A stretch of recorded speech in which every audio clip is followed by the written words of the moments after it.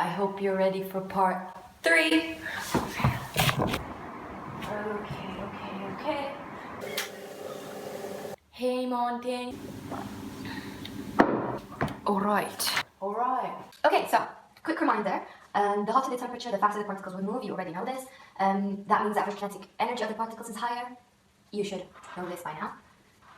And now building on that, as the kinetic energy of molecules increases, the distance between them will increase as well. It's known as thermal expansion from last session, which you should know already. So it's the increase in size of the material due to the rise in temperature. Liquids will expand more than solids in the same increase in temperature, and gases will expand more than liquids. This is something that we're going to be using today. Here, the mercury in the thermometer expands more than the glass when temperature rises. So both of them, the idea is that both expand, and it will give you a reading. This is something that we're going to be diving deeper into today. Okay, so this change in volume due to temperature can be used to measure the temperature by monitoring the volume. So since we know that volume changes when temperature changes, if we monitor what's happening to the volume when temperature is changing, we can then measure the temperature.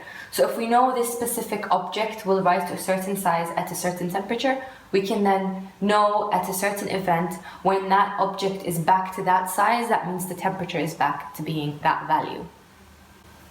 This is just one way to measure the temperature. So by monitoring what's happening to a volume of an object, you can then determine what the temperature is at that moment.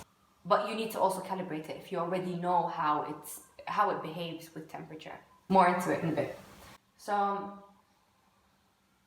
for today, we're going to be talking about liquid and glass thermometers and thermocouples. The first one is a liquid and glass. So the liquid and glass thermometers work on the basis of thermal expansion, where a glass tube contains a liquid. So you have a glass tube and it contains some sort of liquid. It's either mercury or alcohol. We'll explain why it's mercury or alcohol, not any other liquid. And where you have a certain volume here, and then as temperature rises, it's going to go further and further away into the thread, what we call a thread.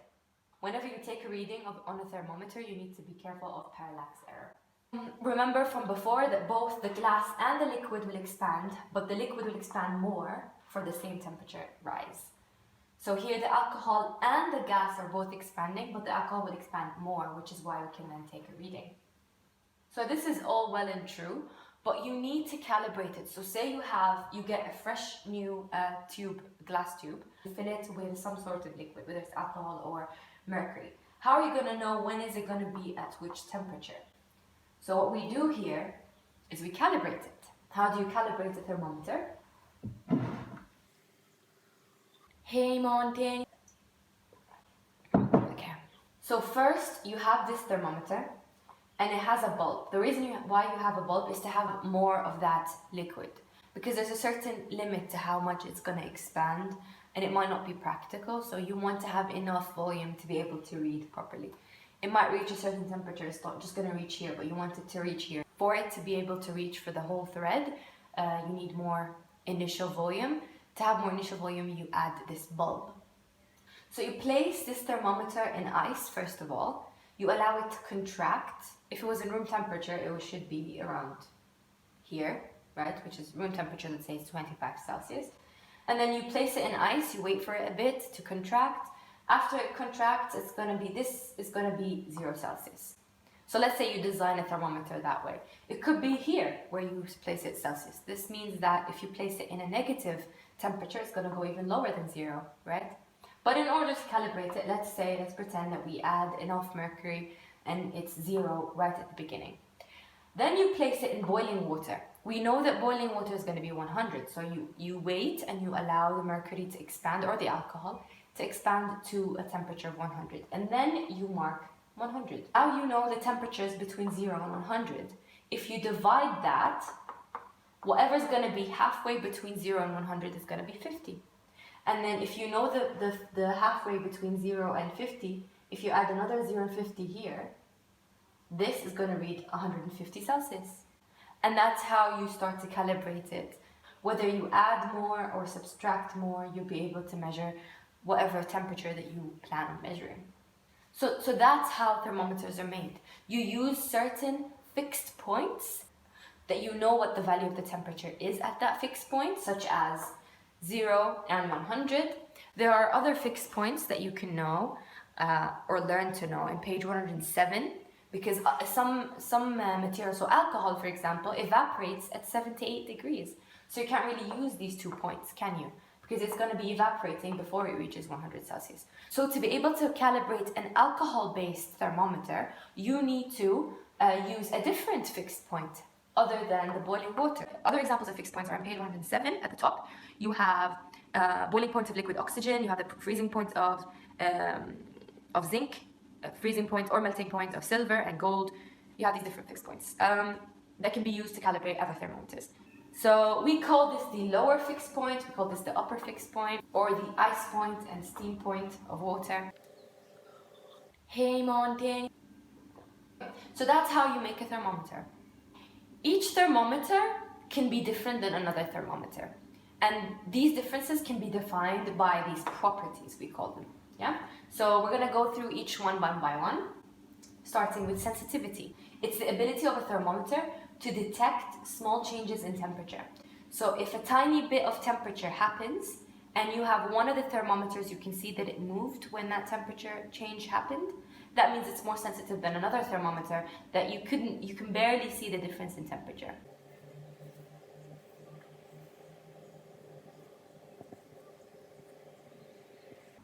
So if you have one thermometer that shows you between 0 and 100, it will be very difficult to see an increase of 1 Celsius here.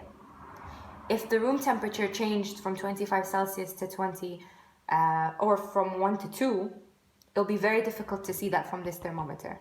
Whereas with this thermometer, it's going to be here and it's going to go here, so you will be able to see it.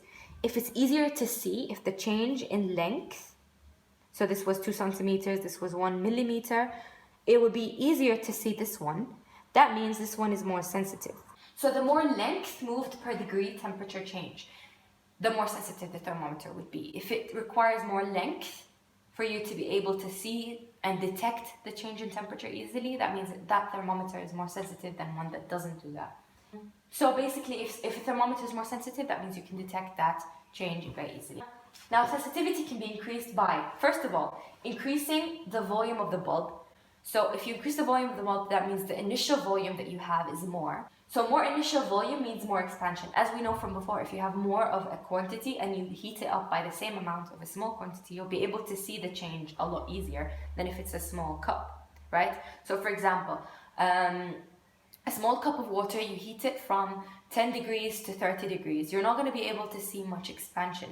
But if you're doing that with a pool, it will expand a lot more and you'll be able to see the expansion a lot easier than with a cup. Even more so with the sea or oceans, right? If the temperature rises in a sea or an ocean, the expansion is going to be massive. Just a thought. So here we have two thermometers. Same, everything is the same material, same everything, but the bulb is different. If the bulb is different, same change in temperature, the lengthwise is going to be longer with this one. So say this is going to be from 0 to 10, this will also be 0 to 10. It's the same difference in temperature.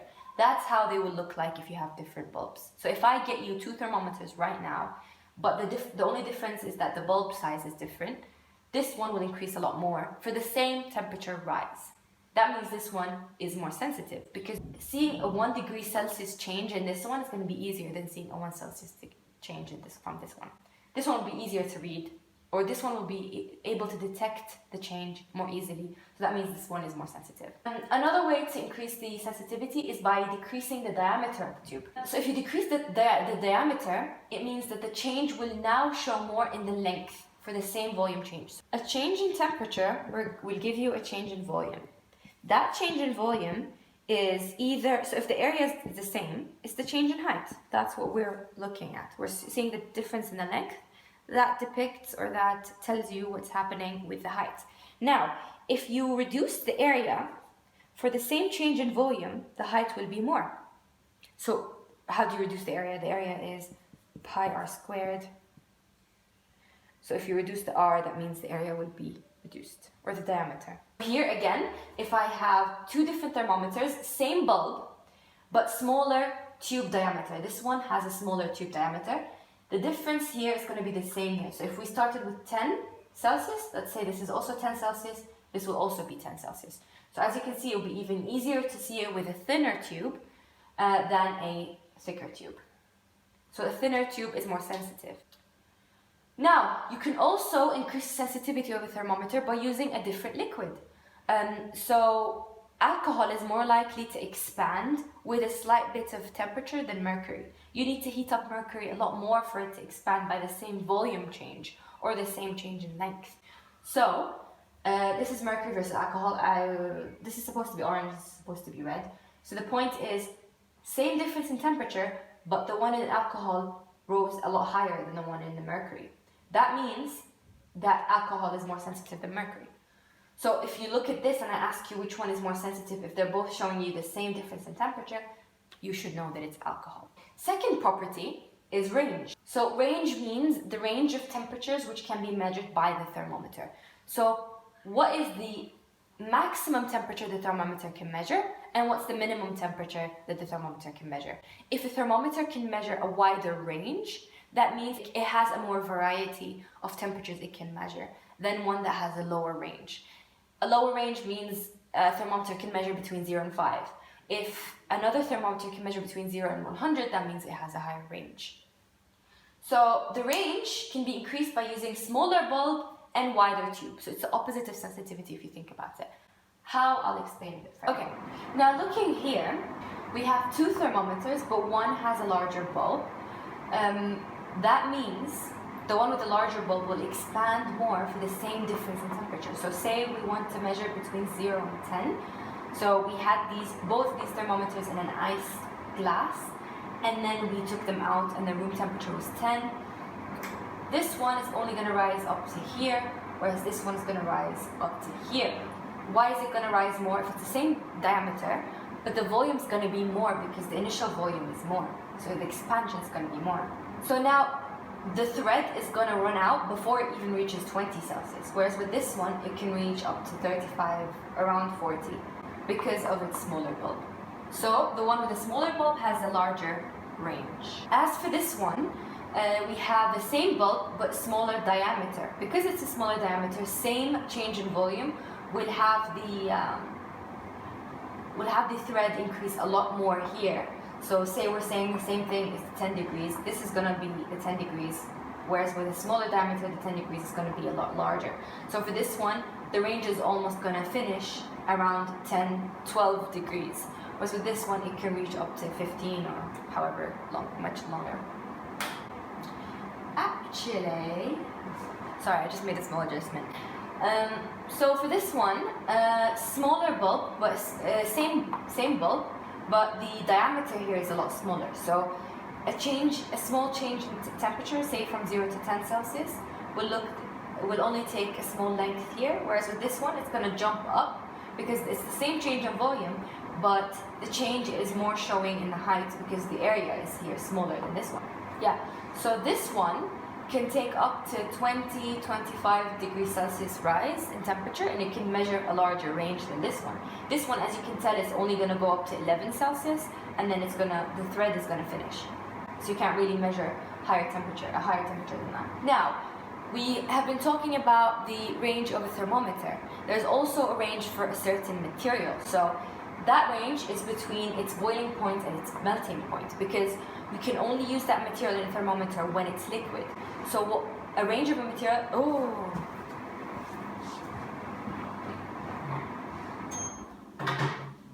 So a range of a material is usually described by the difference between its boiling and melting points. So for mercury, it freezes at negative 39 and it boils at around 350, sometimes it can go up to 500. And whereas with alcohol, it's from negative 115 to 78 Celsius. So mercury has a larger range. But also, mercury is best used for colder temperatures, to measure colder temperatures, whereas mercury is better for hotter ones, obviously. So here's what I meant by when you calibrate alcohol, is that you have to use different fixed points. So you can't really use the 100 Celsius for this one because it's going to boil before it reaches that number. So for these two, we can use both of them to measure room temperatures, but If alcohol is cheaper, then you can just use alcohol for room temperatures. But if you need to measure hotter temperatures, then obviously mercury would be worth investing into if it's more expensive. Okay, now the third property that you should know is linearity. So linearity or uniformity is when a liquid expands in a uniform way. So the same change in length for every incremental increase in temperature. Okay, what I mean by that is, so here's an example of a linear liquid versus a non-linear liquid. So let's say we have 4 glasses of water. One that has ice in it, so 0. Another that's 10 Celsius. And then another 20, and the last one with 30 Celsius. We place both thermometers and we mark when they've reached 0 Celsius. Then we move them to the second glass and then we mark where they've reached 10 Celsius. We do the same thing for the 20 Celsius and we do the same thing for the 30 Celsius. So as you can see, with the linear one, each 10 degrees is, let's say, 2 centimeters. So if you measure this with a ruler, it's going to be 2 centimeters. So for this one, each 20 centimeters is represented by 10 Celsius. Whereas with this one, the first 10 Celsius is, let's say, half a centimeter, and then the second 10 Celsius is 2 centimeters, and then the last 10 degree change is 4 centimeters. So that's non-linear. When I say a liquid is linear, that means it's changing in a linear way. So the change in volume is increasing uniformly with the increase in temperature. So this is another reason why we use mercury and alcohol in liquid and glass thermometers, is because they are more linear than other liquids. Now, an important thing to note is that no liquid is perfectly linear, but mercury and alcohol are a lot more linear than other liquids. Especially when certain liquids get closer to their boiling or melting points, funny things start to happen, which you don't really need to know. But usually, if it's between 0 and 100, it's usually linear, relatively acceptable-wise linear.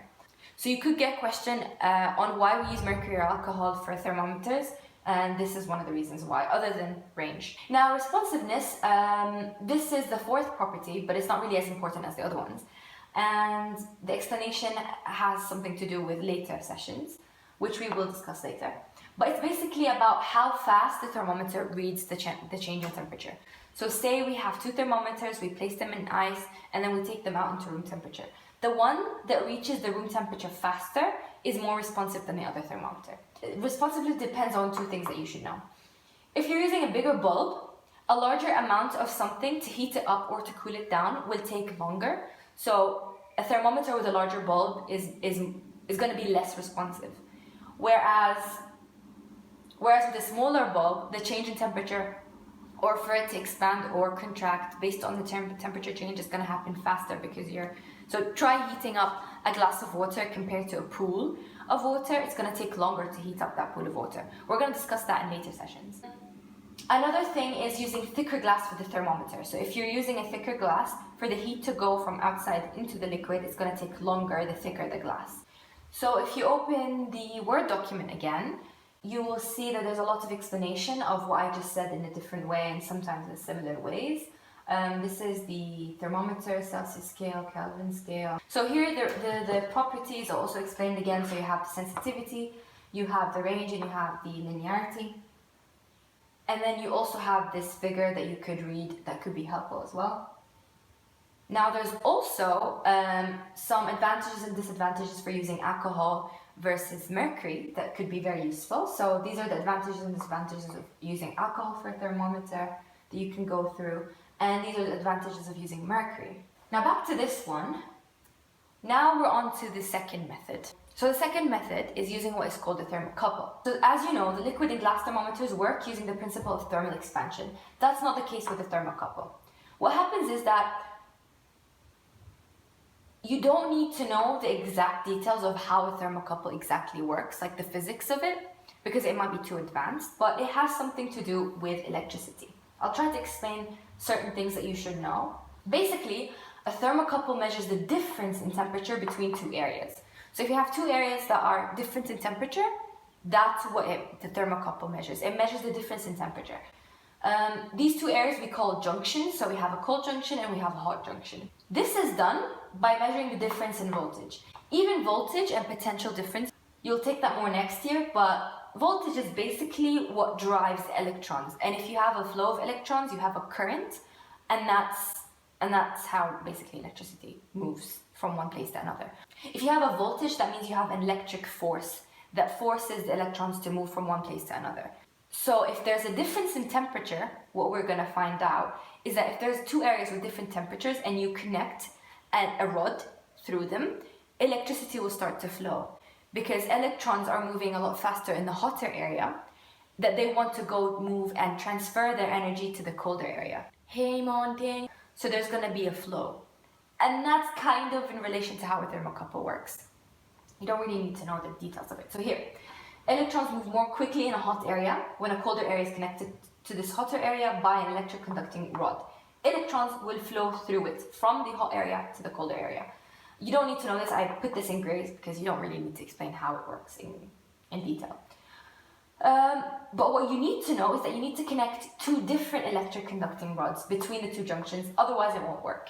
Again, the details of that you don't really need to know, but I'm going to attempt to draw a thermocouple for you guys. You have a hot junction and you have a cold junction. You attach a certain material here, an electric rod. So anything that can allow electricity to move through it. We call it an electricity conducting material.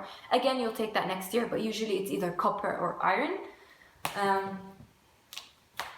Along with any other metal, to be honest, like silver, gold.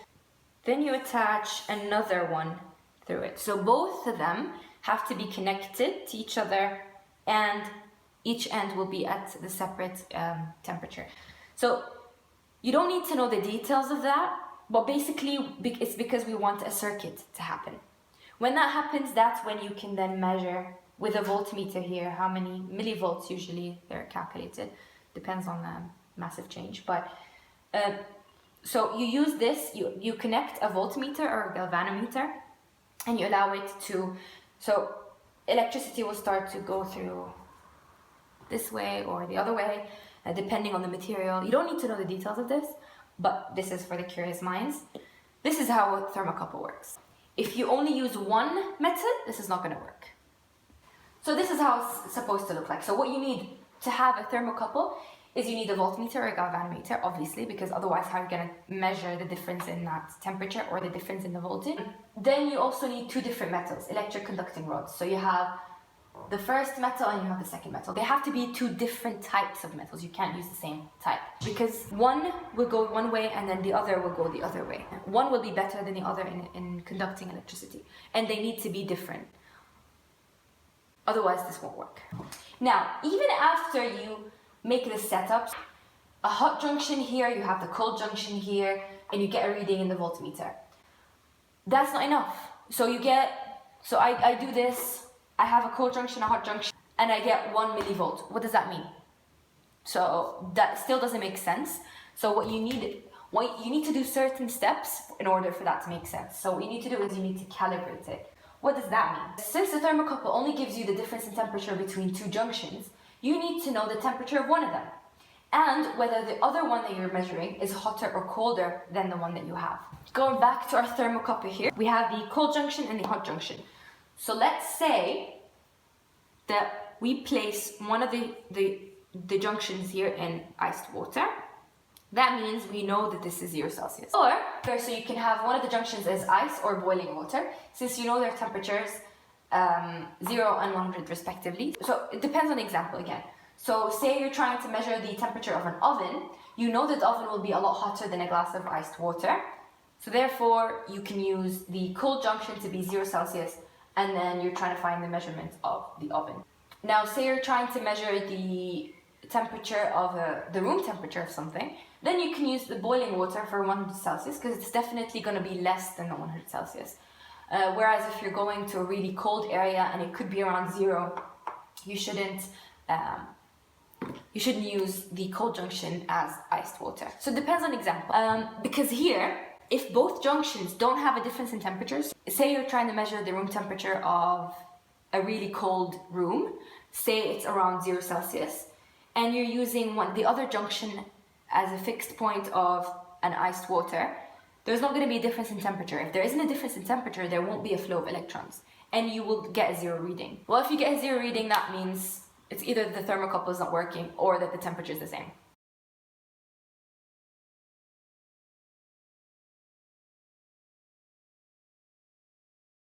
Now, after you attach one junction in iced water and another in the oven, you will get a voltage reading. For this reading to make sense, you need to know how many volts will be read for each degree Celsius change. So, say you do this, right? You know your cold junction, you know it's 0 Celsius, you're trying to find the hot junction, which is the oven, and you get a reading in the voltmeter as 20 millivolts. How do you make sense of the 20 millivolts? How do you change that into degrees, into a difference in temperature? How you do that is understanding how this thermocouple works. To calibrate it, you place the hot junction in boiling water because you know it's going to be 100 degrees Celsius. So now you know the difference between 0 and 100 is 100 Celsius. So now say you got a 20 millivolt reading for the 100 degree change. That means this thermocouple will give a reading of 0.2 millivolts for each degree Celsius rise, right?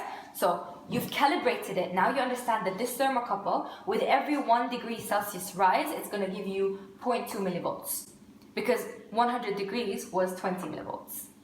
Now, to measure the temperature of the oven, you place the hot junction back in the oven, and now you'll get a different reading. So if you get a reading that's 60 millivolts now, that means you know that every 20 millivolts is 100 degrees. That means it's going to be 300 degrees is the difference.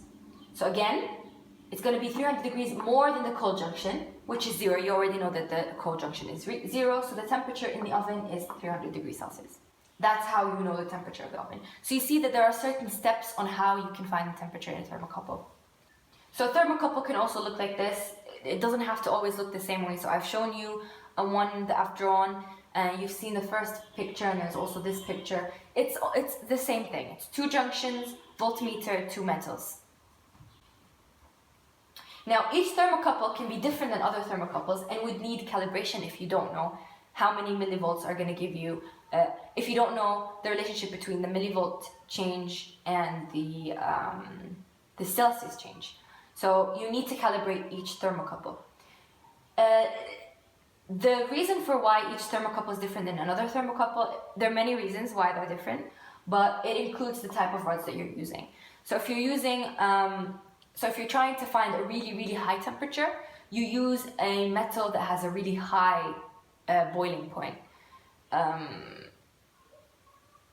So then if you use a different metal, the electric conductivity is going to be different, so you're going to have different millivolts again. So basically, if you change the metal of a thermocouple, you need to calibrate it again. Okay, now the difference between liquid and glass and thermocouples. The only disadvantage of thermocouples is that they're expensive. That could be expensive. I mean, if you're using gold, for example, as one of the rods, it might be more expensive.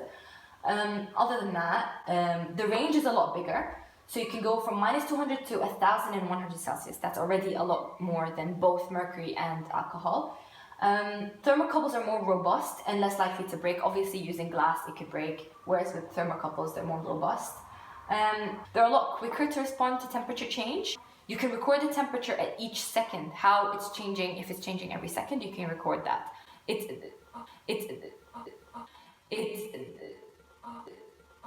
Whereas with a thermometer, you have to wait for the liquid to expand or contract based on the temperature, and that takes a lot of time sometimes. I'll insert now an experiment I can do at home because I have the thermometer with me. So I have this thermometer at room temperature. It reads 18 Celsius. I'm gonna put it in the freezer and start the timer.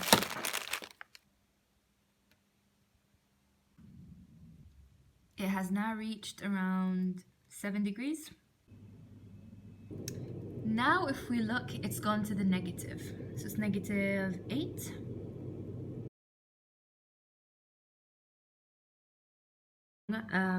But the point is, it takes time for the thermometer to show you the reading. Now it's very quickly getting heated back up. I'm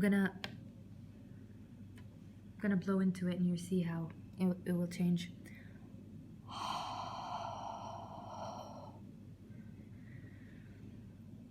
Hope you were able to see that. It just went above 0.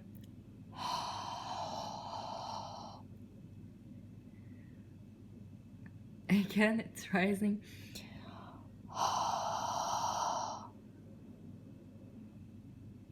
It's reached 10 Celsius. Lastly, thermocouples can be connected to computers and the readings can be stored. So you can monitor and you can see what's happening, you can plot curves, and that's obviously an advantage. That's it. Hopefully that was helpful.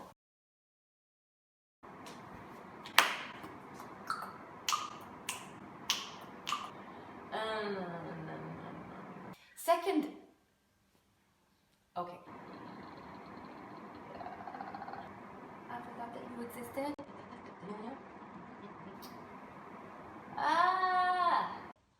So first of all, you have a bulb where you fill it with the.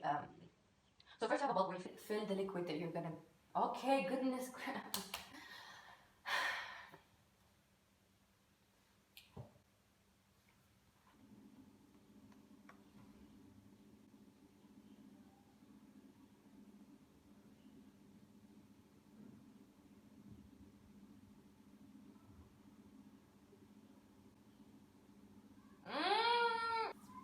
It's it. I forgot what I wanted to say. So you could get a question on why we use mercury shoot. Oops. I just made a small adjustment. Let me just check that it is still taping. Hey, Monty.